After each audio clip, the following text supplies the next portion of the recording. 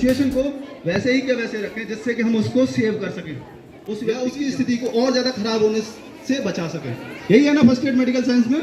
Same आपके संबंध में भी ये चीज़ें लागू होती हैं। कहीं पर भी घर में या स्कूल्स में या फिर कहीं पब्लिक प्लेस पर कहीं पर भी आग लगती है, अगर इनिशियल स्टेज काबू कर लेते हो, ठीक है ना, तो उसके जो भयावह दुष्परिणाम होते हैं उनसे क्या है, सबसे राइट में कौन सा लिखा हुआ है, वाटर है, ठीक है। दूसरा क्या है, फोम है।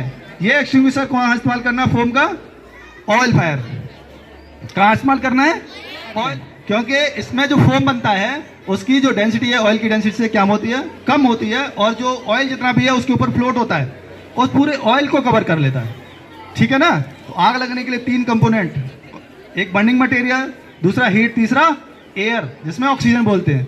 तो ऑक्सीजन को क्या है, कट ऑफ करता है, साथ ही साथ हीट जो होता है उसको क्या है, क्लियर है, समझ गए। अगर गैस फायर है तो आपको क्या इस्तेमाल करना है, CO2, ठीक है ना। और लास्ट में इलेक्ट्रिक कंपोनेंट्स, इलेक्ट्रीफायर के लिए आपको क्या इस्तेमाल करना है, DCP पाउडर, ठीक है, या आपके पास सैंड है, ठीक है।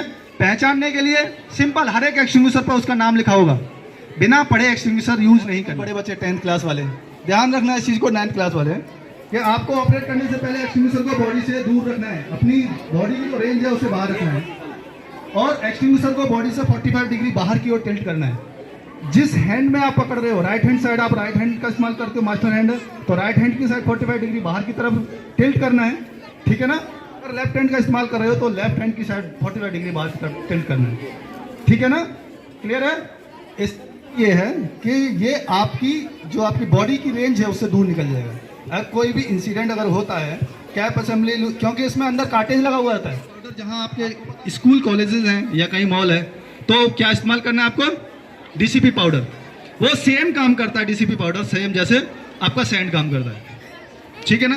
पाउडर है तो पाउडर में जो पार्टिकल्स हैं पाउडर के, वो एक दूसरे के साथ अटैच नहीं होते, विद्युत का कुचालक होता है, इलेक्ट्रिसिटी फ्लो होने नहीं देता, ठीक है ना। ऑपरेट करोगे तो CO2 जैसे रिलीज होती है, रिलीज होने के बाद क्या है, वो ठंडी हो जाती है, मॉइस्चर डेवलप करता है।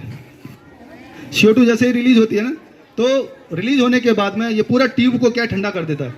एक सेफ्टी मेजर्स है इसके पकड़ने का तरीका, ये जो डिस्चार्ज हॉर्न है इसके पकड़ने का तरीका, इसका एक सेफ्टी मेजर्स है, ठीक है। तो इसमें डिस्चार्ज हॉर्न में एक कैरिंग हैंडल लगा हुआ है, वो कैरिंग हैंडल पकड़ना है आपको, ठीक है, कैरिंग हैंडल पकड़ना है। अगर जिसमें कैरिंग हैंडल नहीं है तो उसमें एक अलग से सेफ्टी ट्यूब लगी रहती है, यहाँ ये एरिया जो है यहाँ पर एक अलग से पकड़ने के लिए ऊपर रबर का कोटिंग रहता है, इस्तेमाल करना है। उसके अलावा इस डिस्चार्ज ट्यूब और हॉर्न को कहीं पकड़ना है।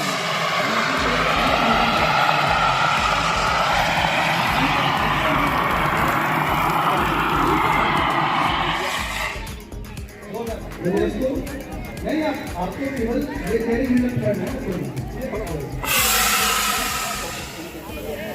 जब आग आपका एक तरफ से नहीं घुस पा रहा है तो आप क्या घूम सकते हो, अकॉर्डिंग टू द सिचुएशन, ठीक है ना। सभी चीजें सिचुएशन के ऊपर डिपेंड करता है।